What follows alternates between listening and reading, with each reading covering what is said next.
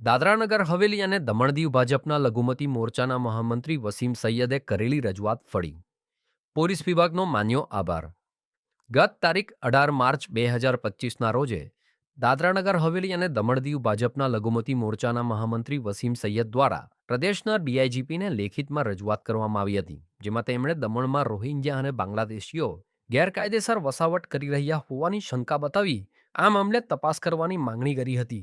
જે બાબતને પોલીસ વિભાગે ધ્યાનમાં રાખી દમણ પ્રદેશમાંથી આવા ગેરકાયદે વસાવટ કરતા રોહિંગ્યા અને બાંગ્લાદેશીઓને ડિટેઇન કરી તેમના વિરુદ્ધ આગળની કાર્યવાહી હાથ ધરી છે.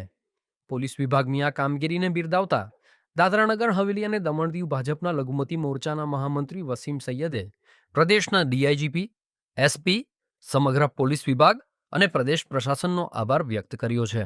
नमस्ते, भारत माता की जय।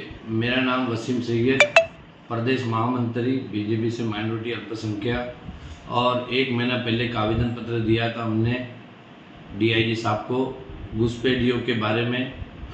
उस बारे में मैसेज बहुत अच्छा हमको मिला कि हमारी दमन पुलिस ने घुसपैठियों को पकड़ने में सफलता पाई।